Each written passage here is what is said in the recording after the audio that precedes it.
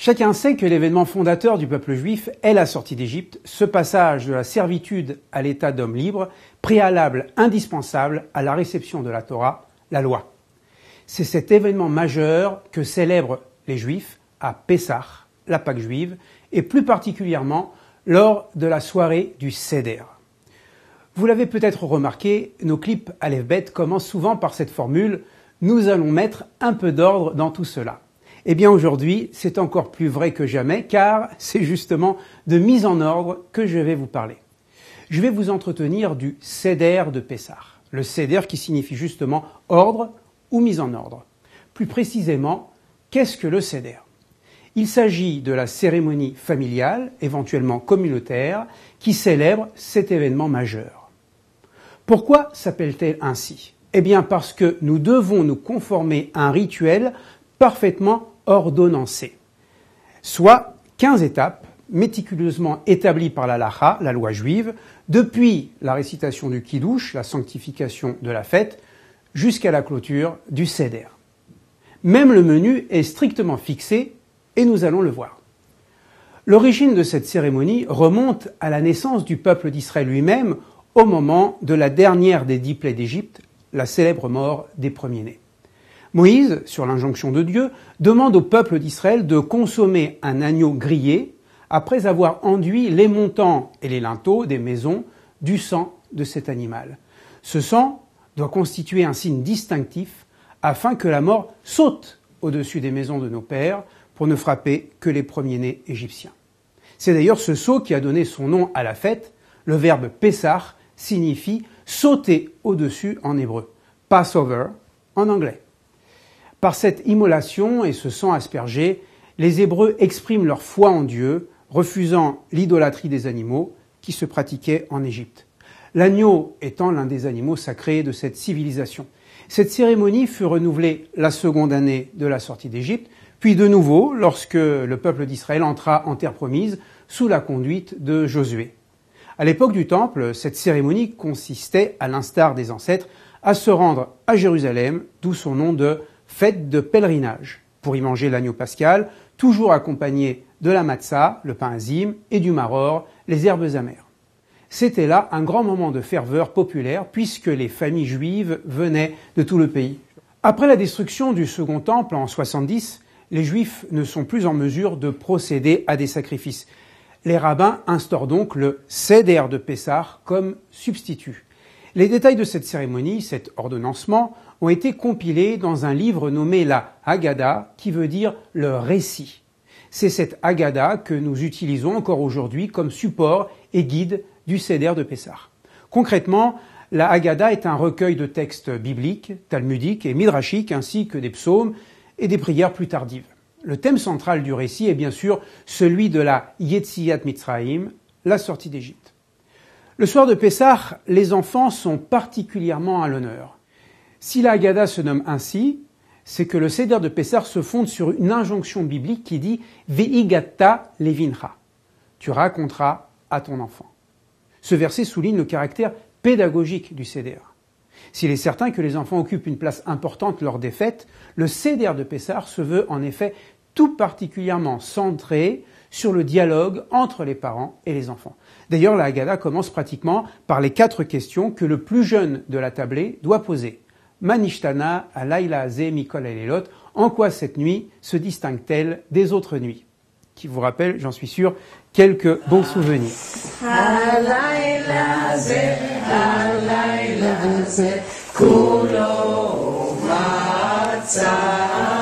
Suivent d'autres interrogations de l'enfant, pourquoi cette nourriture, pourquoi cette obligation de boire à coudées, etc. Toute la gestuelle de la soirée, comme faire tourner le plateau au-dessus de la tête des convives, présenter l'os grillé ou la matzah à chaque convive, répond à ce souci, éveiller l'étonnement des enfants ou de l'enfant qui sommeille en chacun de nous. Car il ne s'agit pas de raconter mécaniquement la sortie d'Égypte comme une histoire ancienne, figée dans le passé, mais de susciter des interrogations et d'interpeller chacun dans ce que ce récit peut évoquer pour lui aujourd'hui. C'est là la garantie que les enfants transmettront à leur tour cet éveil à leur propre progéniture et que le message de la tradition d'Israël se perpétuera et se renouvellera de génération en génération. Par-delà la réponse aux questions des enfants, la Haggadah traduit vraiment l'éloge de la discussion qui est devenu un art dans le judaïsme. C'est le texte de la Haggadah qui le stipule, « Kol hamarbe les saper betziat Mitzraim areze meshubach » Plus on s'entretient de la sortie d'Égypte, et plus on a de mérite. Par ces discussions, ces débats, ces interprétations que nous trouvons au cœur même de la Haggadah, nous interpellons nos textes et nous tentons de les actualiser. L'interactivité avant l'heure, en quelque sorte. Les rabbins qui aiment jouer sur les mots déconstruisent dans cette logique le mot « Pessah » en « P-sar », P, la bouche, Sar, qui parle. On fait parler les enfants, on fait parler les textes, mais on fait également parler les aliments. Et oui, ces aliments de Pessah ne sont pas anodins, ils constituent le cœur du rituel du Seder de Pessah.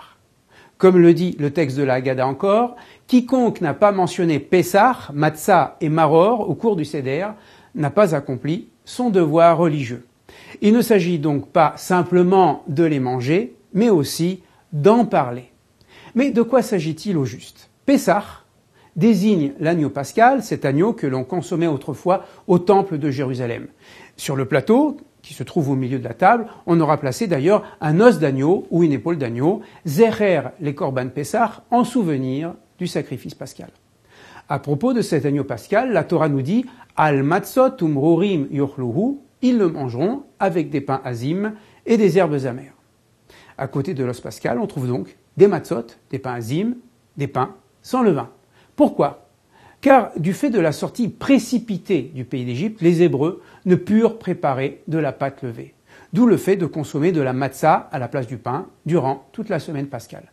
La fête de Pessah met en exergue l'opposition entre le chametz, les céréales longuement fermentées, et la matzah, le pain non fermenté. Le ménage du printemps, qui commence dès après Pourim, constitue une véritable chasse au chametz. Il marque une rupture dans un temps qu'on pourrait croire cyclique et répétitif. Et chaque année, il y a un avant et un après Pessah parfaitement marqué dans la vie quotidienne et qui renvoie à cette idée fondamentale du judaïsme, la vie est une succession de recommencements qui sont autant d'occasions d'un nouveau départ.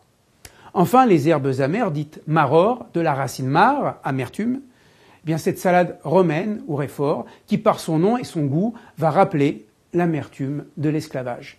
Ainsi, ces trois aliments seront non seulement mangés, mais de plus, ils prendront une signification à la fois historique, religieuse et spirituelle. Ici, l'acte de manger ne répond plus à une exigence du corps seul, mais aussi à une exigence de l'esprit, de l'âme d'Israël, qui veut se relier à ses lointains ancêtres. J'ai parlé d'aliments solides, je n'oublierai pas les liquides et tout particulièrement le vin, dont la consommation rythme le Seder.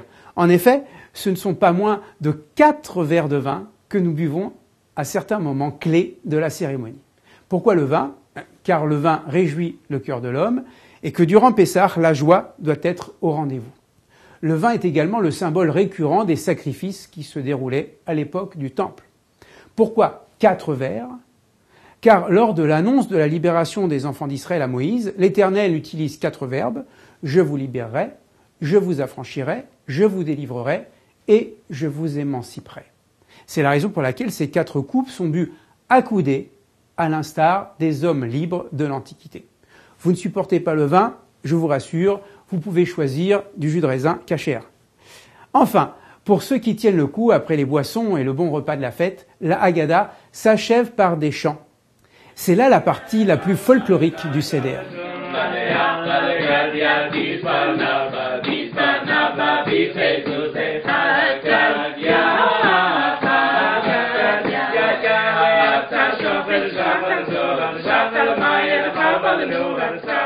Entonnés sur des airs populaires et entraînants, ces chants drainent l'histoire de 2000 ans d'exil et de pérégrination du peuple juif.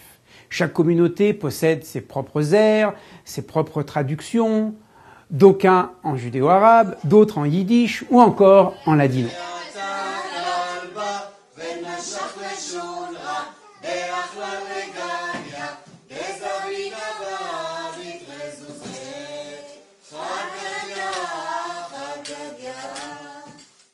Mais tous s'accordent, dans tous les folklores, à conclure par ce vœu Hier encore totalement utopique, les Shana Abba Birushalayim, l'an prochain à Jérusalem, qui animait les Juifs à travers les siècles et les dispersions. C'est peut-être aussi par cet aspect populaire que Pessah, avec Yom Kippour, reste la fête la plus célébrée, même parmi les Juifs les plus éloignés de la tradition. Si Pessah marque la naissance du peuple d'Israël, la célébration du Seder constitue aussi une sorte de fil rouge de la permanence du peuple juif à travers l'histoire et de ses rites, dont chaque génération doit garantir la pérennité. Et la Pâque chrétienne, me direz-vous? Existe-t-il un rapport entre la Pâque juive et la Pâque chrétienne? Oui, naturellement, et un rapport étroit. C'est que Jésus était, on le sait, un bon juif, respectueux des commandements, et que le jour de Pessah, il se rendait naturellement au temple pour y sacrifier un agneau. Il célébrait Pessah, et c'est à cette occasion qu'il a été arrêté par les Romains, jugé et condamné. Et à partir de là, va s'élaborer toute une théologie chrétienne. Ah, encore un mot, vous savez ce que l'on se souhaite à Pessah? On se souhaite Pessah, Kasher, Vesameach, une fête de Pâques, Kasher, et joyeuse. Kasher, c'est-à-dire conforme à l'ordre établi, l'ordre du Seder que nous venons de voir, et Sameach, car toutes ces règles ne doivent pas nous empêcher de faire de cette fête un moment de réjouissance. Alors, je vous souhaite Pessah, Kasher, Vesameach. הלילה זה, כולו מצה. הלילה זה, כולו